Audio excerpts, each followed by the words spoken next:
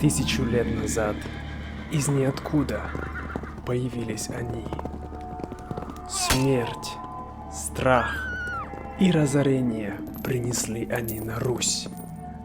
Но кто они, откуда они пришли и как 300 лет они наводили свои порядки, узнаем об этом сегодня.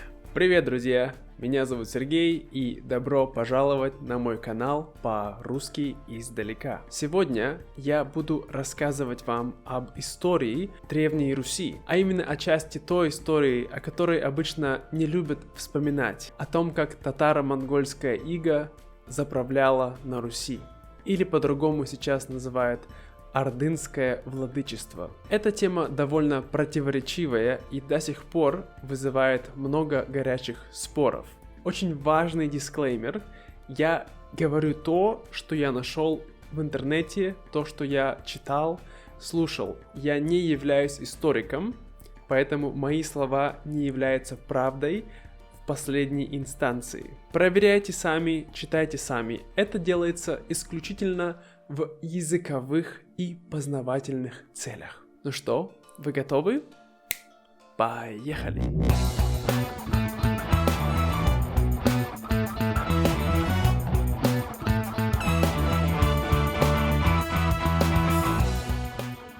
Все началось в Древней Руси в 13 веке. Первые столкновения между Русью и Золотой Ордой начались, когда монголы появились на восточноевропейской равнине. Ведомые внуком великого Чингисхана, хана Баты или Батыя, как называли его русские, монголы старались уничтожить все на своем пути. Русские князья понимали, что рано или поздно придет и их черед, поэтому они решили нанести удар первыми. В 1223 году русские войска и половецкие кочевники пытались напасть на хана Батыя в Приазовье на реке Калка, однако они проиграли. Причем со стороны монгольского войска это была всего лишь разведка. В течение следующих 14 лет они подходили все ближе и ближе к границам русских княжеств и захватывали другие ближайшие народы. Масштабное нашествие татаро-монголов на Русь началось в 1237 году. Один за другим пали русские города: Рязань, Коломна, Москва.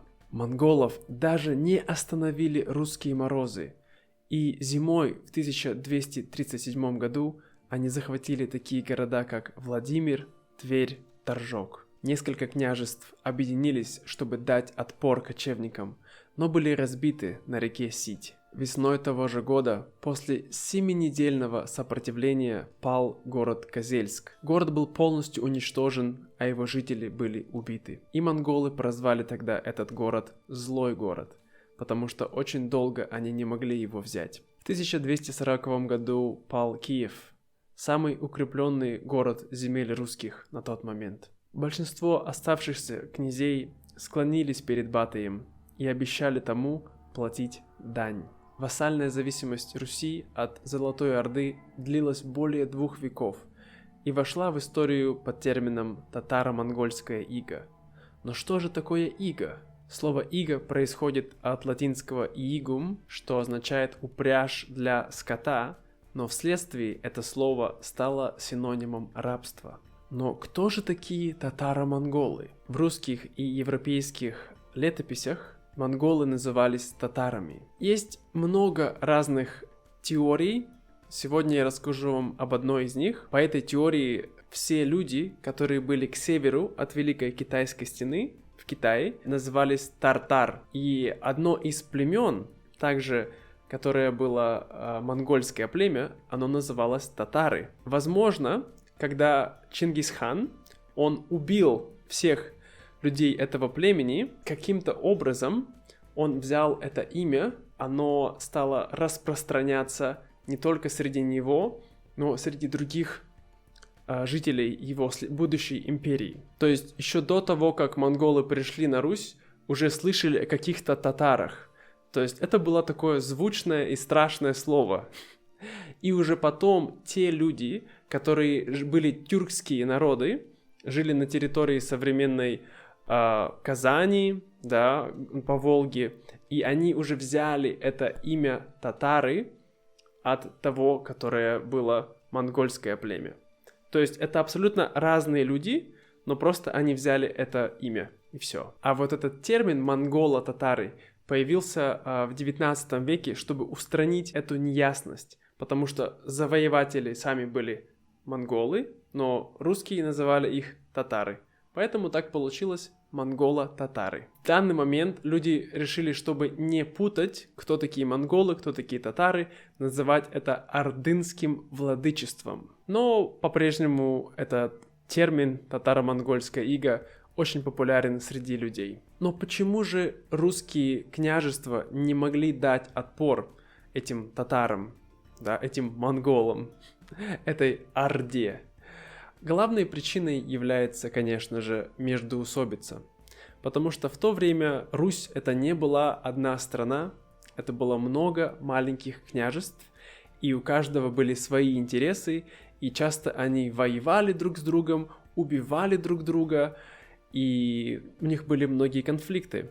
Поэтому, когда пришла Орда, они не смогли все объединиться, чтобы дать ей отпор. Но также нужно понимать, что численность тех монгольских кочевников была примерно 100-150 тысяч, когда в каждом княжестве одна дружина была только 5 или 10 тысяч. Возможно, вы думаете, ну вот, когда на нас напали монголы на Русь, теперь-то все объединились и стали вместе против этого врага воевать. Не тут-то было. В тот момент разные русские князья решили воспользоваться этим моментом, и они использовали монголов для разрешения их личных проблем.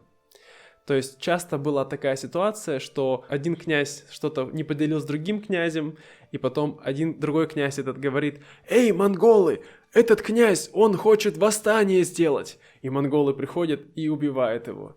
То есть была такая не очень честная, я бы сказал, политика по отношению друг к другу. И, конечно, все это сделало так, что татаро-монгольская ига длилась не 30 лет, не 50 лет, а почти 250 лет. Но самая главная политическая вещь, которая была во всем этом иге, это получение ярлыка на княжение. То есть тот князь, который ездил в Орду, ездил в Сарай, это столица Золотой Орды, и там он получал этот ярлык, значит, он мог править другими князьями. Поэтому между собой они враждовали за то, кто имеет право получить этот ярлык. Притом каждый раз, когда этот князь, какой-нибудь князь, ездил в Орду за получением ярлыка, он должен был взять с собой его младших братьев, чтобы оставить их у хана. Таким образом, они были как в заложниках. И, конечно, важной частью вот этого ордынского правления это сбор дани, повинности или налогов. И они брали только 10%. Брали они налоги не со всех. Если это бедные люди, то брали они совсем чуть-чуть у них. Вот. Обычно они брали налоги с богатых, но они освобождали от налогов, например, церковь. Они не трогали церковь, они говорили: вы можете молиться кому хотите, главное молитесь за здоровье нашего хана. Одним из самых важных в тот момент князей был Александр Невский. Это был сын Ярослава, не помню его фамилию, вот.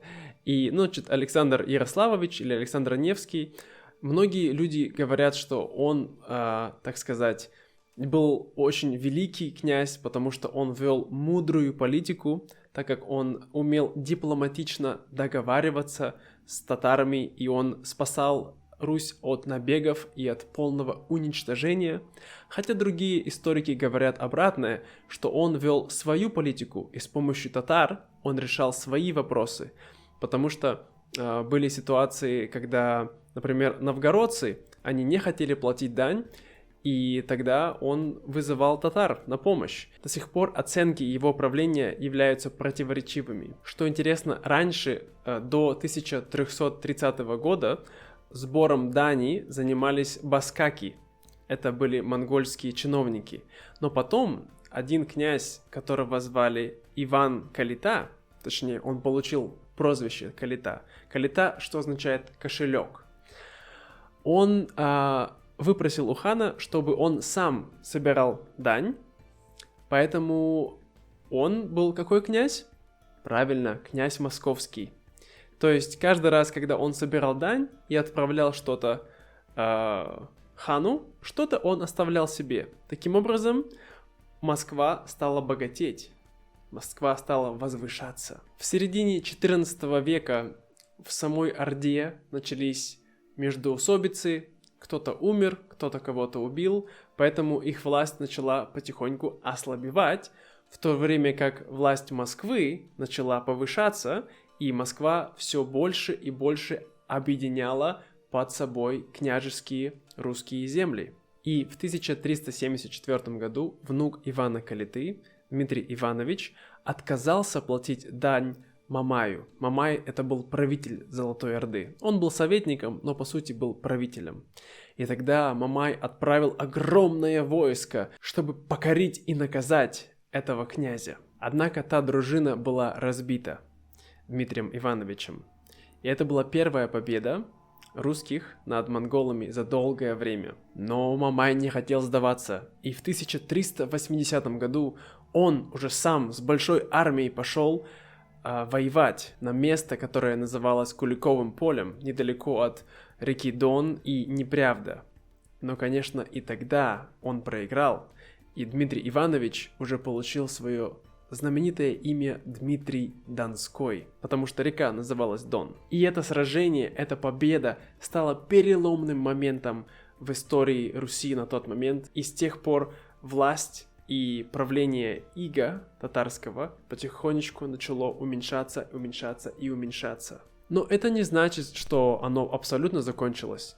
Примерно еще 100 лет русские были под властью ига. Но та победа помогла понять русским князьям, что, объединившись вместе, они могут дать отпор этому страшному игу. И дань не нужно было выплачивать регулярно. И вот через 100 лет, в 1480 году, Иван III, правнук Дмитрия Донского, пошел окончательно расправиться с этой проблемой. И он абсолютно отказался выплачивать дань этим ханам. Хан Большой Орды Ахмат снарядил огромное войско и пришел стоять на реку Угор в ожидании битвы. В это время Иван III пришел со своей армией, и они стояли на этой реке несколько месяцев, но никто не решался перейти реку. После этого хан Ахмат со своей армией ушел обратно, и таким образом, можно сказать, официально закончилась эта ига. Какие же можно охарактеризовать последствия татаро-монгольского нашествия и ига на Русь? Ну, в 2 словах, все было ужасно. Это владычество ордынское замедлило развитие экономики, культуры, архитектуры России, точнее Руси, примерно на 2 века по сравнению с европейскими странами.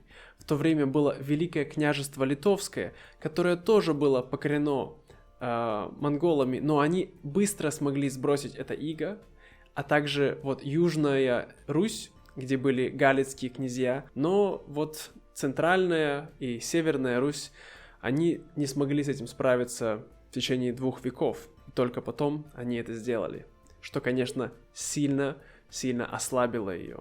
Очень много людей погибло, очень много денег вышло из экономики, было уничтожено много памятников архитектуры, книг, было очень много людей загнано в рабство. Так как не было денег строить каменные церкви, то через несколько поколений люди просто забывали, как это делать, потому что ремесленники могли только учить своих преемников, если есть чему учить. Тогда не учили по книгам, как сейчас учат в университетах, тогда учили все практично, но они не могли их учить, потому что не было денег, чтобы делать каменные церкви, поэтому это исчезло на некоторое время. В то же время можно сказать, что благодаря этим монголам русские князья наконец смогли объединиться под властью Москвы, и это с какой-то стороны можно считать положительной частью.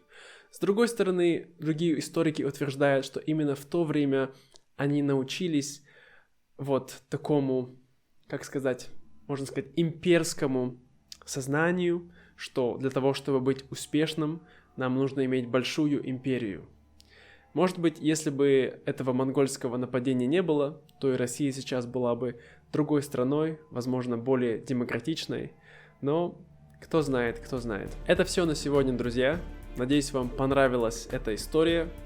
Если вы хотите слышать больше таких историй, то подписывайтесь на мой канал, ставьте лайк. Это очень будет важно для меня. А также вы можете купить мне кофе на сайте Ko-fi, вот здесь. Там мы собираем деньги на разную аппаратуру для работы этого канала. Спасибо, друзья. Желаю вам отличного дня и до скорого. Пока-пока.